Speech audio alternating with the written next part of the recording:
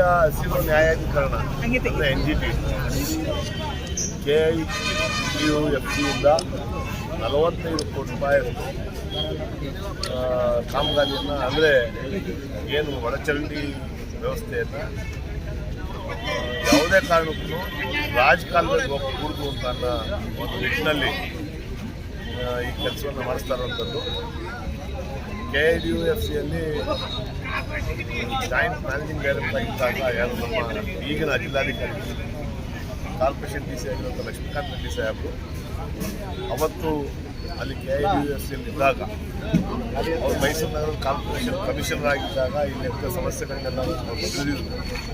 ನಾವು ಗೆದ್ದ ನಂತರ ಅವ್ರ ಹತ್ರ ಹೋಗಿ ಹೇಳಿದಾಗ ಅವ್ರ ಪ್ರಪೋಸಲ್ನ ರೆಡಿ ಮಾಡಿ ಸನ್ಮಾನ್ಯ ಮುಖ್ಯಮಂತ್ರಿಗಳು ಸಿದ್ದರಾಮಯ್ಯ ಸಾಹೇಬ್ರಿಂದ ತಗೊಂಡೋಗಿ ನಾವು ಈ ಪ್ರಸ್ತಾಪವನ್ನು ಇಟ್ಟಾಗ ಇಮಿಡಿಯೇಟ್ ಮೈಸೂರಿನ ಸ್ವಚ್ಛವಾಗಿ ಮತ್ತು ಯಾವುದೇ UGD ನೀರು ರಾಜಕಾಲುವೆಯಲ್ಲಿ ಹೋಗಬಾರ್ದು ಮತ್ತು ಎಲ್ಲೂ ಫ್ಲಡ್ ಆಗಬಾರ್ದು, ಅದು ಸ್ಟ್ರೈಟ್ ಅವೇ STPಗಳಿಗೆ ಹೋಗ್ಬೇಕು ಅಂತ ಅನ್ನೋದನ್ನು ಚಿಂತನೆ ಮಾಡಿ ಮತ್ತು ಈ UGD ನೀರು ಒಂದು ಸ್ವಲ್ಪ ಕಾವೇರಿ ನದಿಗುಣವೇ ಸೇರ್ತಾ ಇದ್ದಂಥದ್ದನ್ನು ಗಮನಿಸಿ ಅದಾದ ನಂತರ ನಮ್ಮ ಹೆಬ್ಬಾಳು ಕೆರೆಗಳಿಗೆ ಬೇರೆ ಕುಕ್ಕಳಿ ಕೆರೆಗಳು ಈ ಥರ ಕೆರೆಗಳಿಗೂ ಈ UGD ನೀರು ಹೋಗ್ತಾ ಇತ್ತು.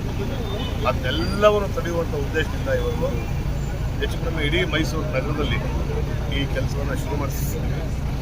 ಇದು ನನ್ನ ಕ್ಷೇತ್ರದಿಂದ ಶುರು ಆಗ್ತಾ ಇದೆ.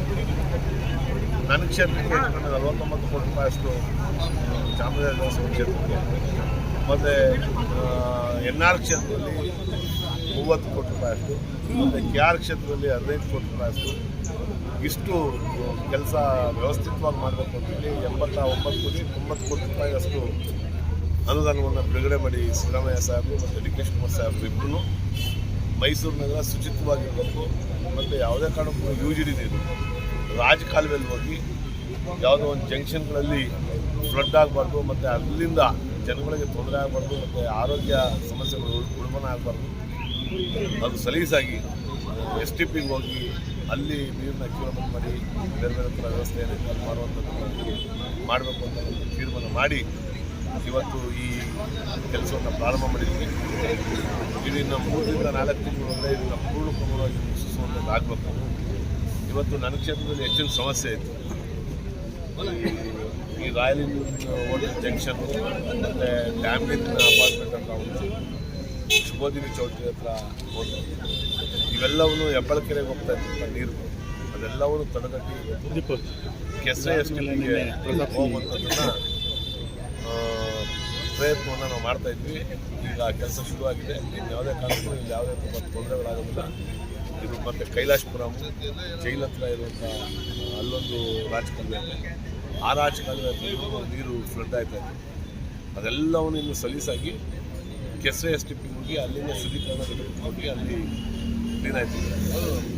ಪ್ರತಾಪ್ ಸಿಂಹ ಈಗ ಈ ಕೆಲಸ ನಾವು ಮಾಡಿಸ್ತಾ ಇದ್ದೀವಿ.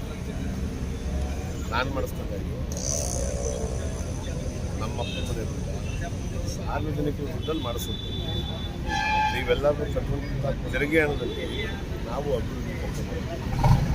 ಯಾವುದು ಯಾರು ನಾನು ಮಾಡಿಸ್ದೆ ನಾನು ಮಾಡಿದೆ ಯಾವುದಿಲ್ಲ ಕೆಲಸ ಆಗಿರ್ಬೋದು ಅಷ್ಟೇ. ಹಣ ಯಾರು? ನಮ್ಮದು, ನಮ್ಮದು ಹಣ, ಈ ಭಾರತ ದೇಶದ ಪ್ರಜೆಗಳದ್ದು ಹಣ. ಆ ಹಣ ಆ ತೆರಿಗೆ ಹಣವನ್ನು ನೀವು ಕಲೆಕ್ಷನ್ ಮಾಡುವುದು. ಹಾಗಾಗಿ ಅದಕ್ಕೆಲ್ಲ ನಾವು ಸ್ವಲ್ಪ ಹೋಗಲ್ಲ. ಅವರವ್ರ ಕೋಚಿಂಗ್ ಅವ್ರು ಮಾತಾಡ್ತಾರೆ. ಅದಕ್ಕೆ ತಲೆ ಕೆಡಿಸಿಕೊಳ್ಳುವಂಥದ್ದು ಅವಶ್ಯಕತೆ ಇದೆ.